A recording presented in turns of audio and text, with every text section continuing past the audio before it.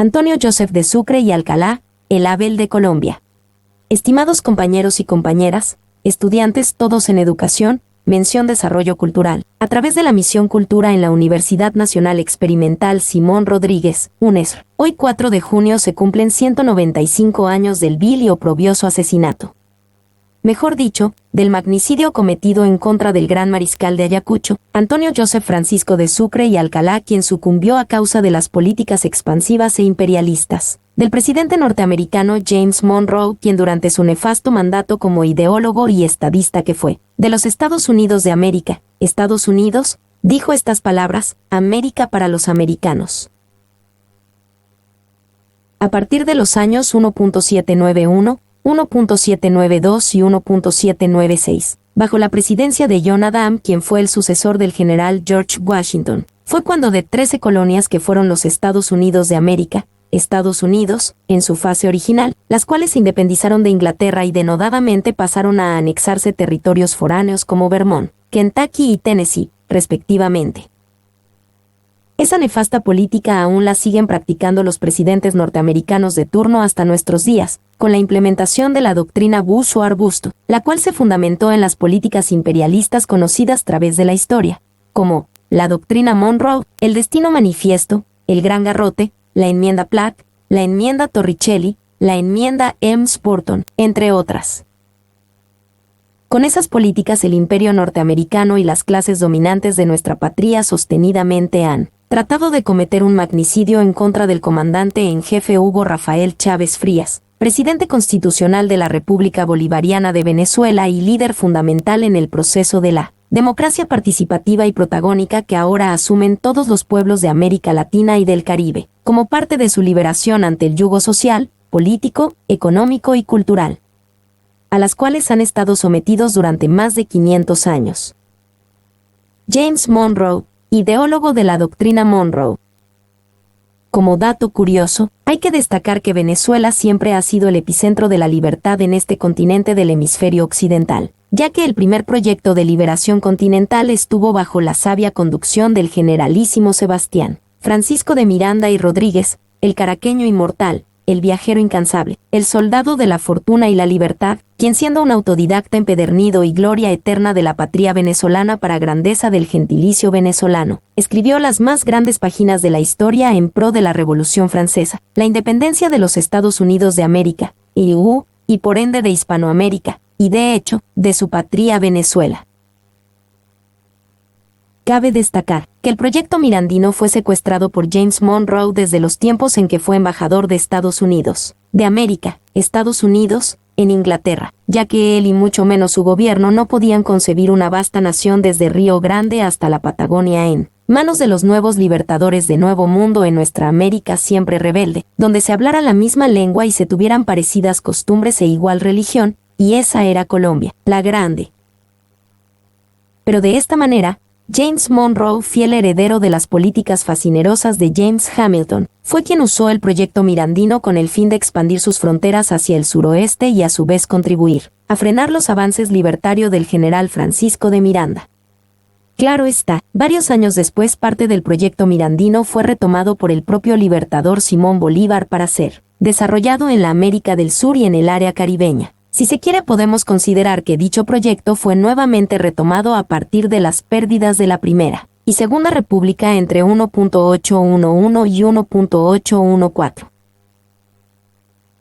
En la Carta de Jamaica en 1.815, fue cuando el libertador Simón Bolívar y Palacios comenzó a darse cuenta como los nuevos gobernantes norteamericanos fueron concibiendo la idea de ir creando una nueva forma de dominación capitalista, bajo una concepción imperial basada en las políticas liberales inglesas de Adam Smith y Dave Ricardo, y fue cuando el padre de la patria y genio de la libertad, para la posteridad expresó estas palabras.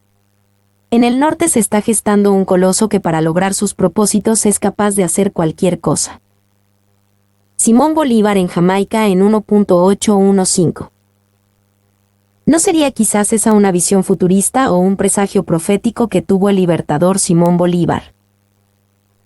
Pero es en el año 1.817 cuando el libertador Simón Bolívar se decidió invadir a la Florida Occidental, enviando allí una fuerza militar bajo el mando del general Luis Sauri, quien con patente de corso victoriosamente ocupó esos amplios espacios geográficos a orillas del Golfo de México y que fueron parte del Imperio Español bajo el control de la Capitanía General de Florida.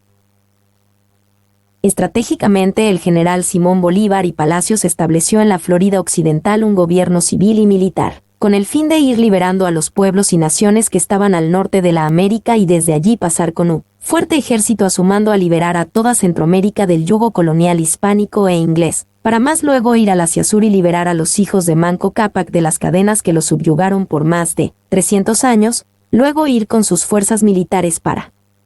independizar a todas las islas del Mar Caribe, incorporando la antillanidad como expresión cultural sincretizada de la indianidad, negritud e hispanidad, y de esa formar con una gran contingente militar y naval ir liberar a la propia España del yugo monárquico borbónico. Una vez que los gobernantes norteamericanos ven acantonadas fuerzas venezolanas en la Florida, el presidente James Monroe conversa con el secretario de Estado Henry Clay sobre la situación que se estaba dando en esa región bajo control español, y a su vez designaron al general Andrew Jackson para que militarmente desalojara las fuerzas de forajidos y bandoleros venezolanos que habían ocupado la península de la Florida, las cuales ocupaban desde tiempos inmemoriales y desde que los días y las noches se contaban como soles y lunas. Con el correr de los años, Andrew Jackson se convirtió en presidente de los Estados Unidos de América, Estados Unidos, y bajo su mandato se perpetró el asesinato del libertador Simón Bolívar y Palacios en Santa Marta, Colombia, en donde hay evidencias que el libertador Bolívar fue su reo a bordo de la fragata Grampes el 1 de diciembre de 1830, cuyo registro está inserto en la bitácora de dicho navío norteamericano al mando del teniente Isaac Mayo. Se puede decir con exactitud que los gobernantes de los Estados Unidos de América, EU, con la toma de la totalidad de la península de la Florida, comenzaron a acelerar sus avances expansivos hacia el oeste de la Unión estadounidense y específicamente, sobre las tierras de México. En vista a que los esclavizados africanos en esa incipiente norteamericana habían logrado su libertad en el norte y se habían multiplicado poblacionalmente, generó grandes preocupaciones en los esclavistas norteamericanos de los Estados Confederados del Sur. De esta manera comienzan a darle forma a su concepción imperial en esta primera fase, la cual conocemos como el etnoimperialismo, que no es otra cosa que dar a conocer la superioridad de la raza negra sobre las demás razas existentes en la Unión Norteamericana. Desde ese mismo momento, específicamente en el año 1818, nace un extraño grupo denominado Sociedad Americana de Colonización que no es otra cosa que el traslado afroestadounidenses de regreso al África. Simón Bolívar, el Libertador. Concretamente, a un sitio llamado Liberia y que con el correr de los años tuvo como capital a Monrovia en honor al presidente, Yankee James Monroe. Dicha institución hoy se traduce en la National Environment Democracy, NED, cuya filial en la República Bolivariana de Venezuela es la empresa SUMAT, las cuales son instituciones políticas de expansión ideológica neoliberal y neocolonial, siendo la señora María Corina Machado una de sus principales voceras ante la CIA, el Pentágono y el Departamento de Estado de los Estados Unidos de América. Debemos destacar que la Sociedad Americana de Colonización comenzó a trabajar en sus afanes imperialistas dentro del marco de la superioridad de la raza blanca sobre los demás grupos étnicos en 1818. Siendo este el origen del fascismo como ideología política y de dominación, y que hoy se mantiene con más fuerza en la administración Bush.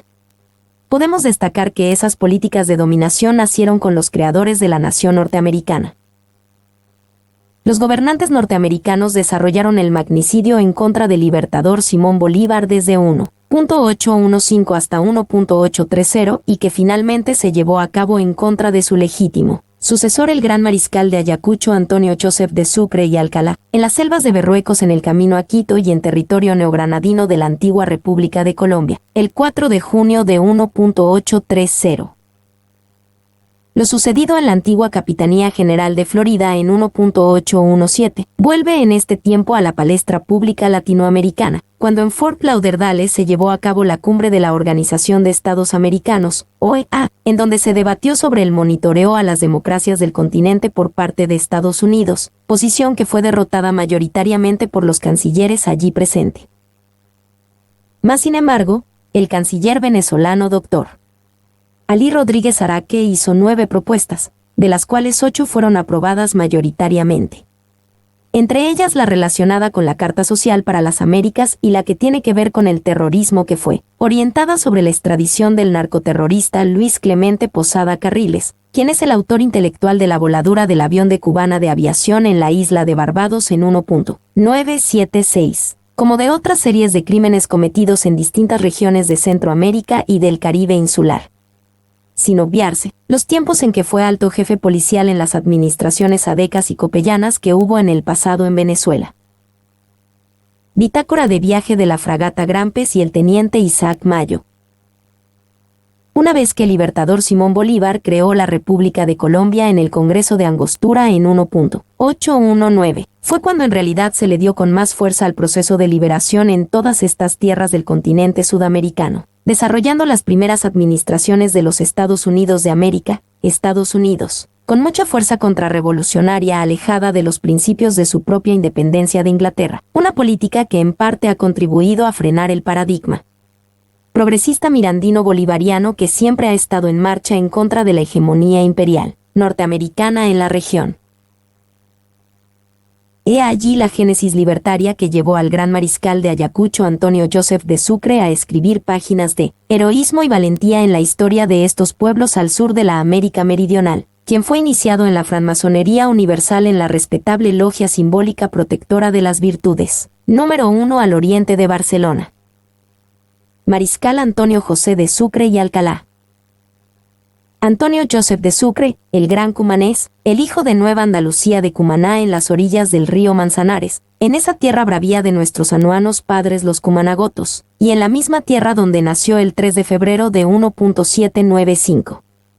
Siendo hijo de don Vicente de Sucre y de doña Manuela de Alcalá, su padre contrajo 2 matrimonios teniendo de esa simiente una gran cantidad de hermanos y hermanas. Por la parte paterna provenía de grandes militares y a su vez tenía vínculo familiar con don Manuel Gual Curbelo, uno de los ideólogos principales de la conspiración de Gual y España en 1.797. Por su parte maternal, provenía de familias religiosas y en relación con el libertador Simón Bolívar es necesario decir que ambos eran familias en 6 generaciones anteriores. En los albores del siglo XIX, se estableció en la ciudad de Nueva Andalucía de Cumaná una academia de matemáticas dirigida por el coronel de ingeniería don Juan Pierce y Correa, quien entre sus primeros alumnos tuvo al gran mariscal de Ayacucho Antonio José de Sucre.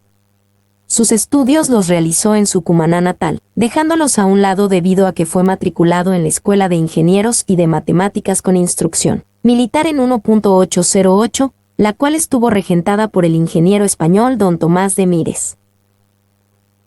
Allí estudiaron el gran mariscal de Ayacucho Antonio José de Sucre y Alcalá, general Francisco Avendaño, general Carlos Sublet, y otros jóvenes militares que más tarde formaron parte del Cuerpo de Ingenieros Militares de la República bajo el comando de Francisco Jacot, Juan de Pierce y Tomás Mieres. Entre sus compañeros de curso estuvieron los siguientes próceres de la independencia: Francisco Avendaño y Carlos Sublet,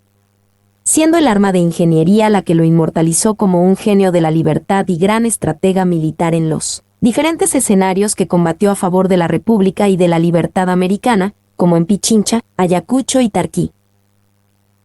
El joven Antonio Joseph de Sucre se alistó con el grado de subteniente en las fuerzas que comandaba el generalísimo Francisco de Miranda en 1.811, con quien aprendió en el arte de la guerra a ser sereno, altivo, justo, leal, obediente, disciplinado, duro y en no vacilar. Noble con el vencido, llenó de glorias a sus soldados desde las orillas del río Manzanares frente a las costas del Mar Caribe, pasando como general imbatible por las riberas del soberbio Orinoco y transitando por la cordillera andina. Alcanzó las aguas del Pacífico hasta remontar la cima del Potosí, en donde su espada redentora rompió las cadenas que desde 300 años atrás tenían atadas a la cuna de Manco Cápac y que definitivamente liberaron a los descendientes de Guaycaipuro, Lautaro, Caupolicán, Moctezuma, Atahualpa, Túpac Amaru, entre otros y otras. Generalísimo Francisco de Miranda. Una vez que el general Francisco de Miranda entró en desgracia a raíz de la capitulación de San Mateo en 1.812 y más luego es traicionado por su plantel de oficiales en la casa guipuzcoana de La Guaira, habiendo sido conducido como reo de los sectores oligárquicos de Venezuela y entregado al gobierno monárquico, borbónico español. Fue conducido a la prisión de las Cuatro Torres de la Carraca de Cádiz, en donde muere en 1816. De esa manera sucumbió el vencedor en Valmy, en Pensacola, en Estados Unidos, en la Revolución Francesa y en la independencia de Hispanoamérica. El precursor Sebastián Francisco de Miranda y Rodríguez, como sombra viajera, traspasó los umbrales de la eternidad, en la barca de Isis, dejando atrás el bochinche que habían generado los primeros libertadores de nuestra patria, Venezuela. Antonio Joseph de Sucre y Alcalá, después de la caída de la Segunda República, decide distanciarse de los sectores oligárquicos orientales con criterios diferentes a los que expresó en esos tiempos el general Santiago Mariño Query, líder militar de la Godarría oligárquica oriental. Ciertamente, la estirpe Sucre fue una de las pocas familias venezolanas que más mártires tuvo en la magna guerra de la independencia, ya que en la primera fase de la misma, la mayor parte de sus miembros murieron en los campos de batalla defendiendo sus intereses de clase, sucumbiendo ante las arremetidas libertarias que en decenas de combates produjo el comandante general José Tomás Millán Babs de la Iglesia en aquellas guerras agrarias, que después se convirtió en una guerra social, en pro de los sectores más avasallados y esclavizados de la sociedad venezolana de aquel entonces. Mi nombre es Demim. Soy tu asistente personal. Mi sitio en internet es demim.es.tl.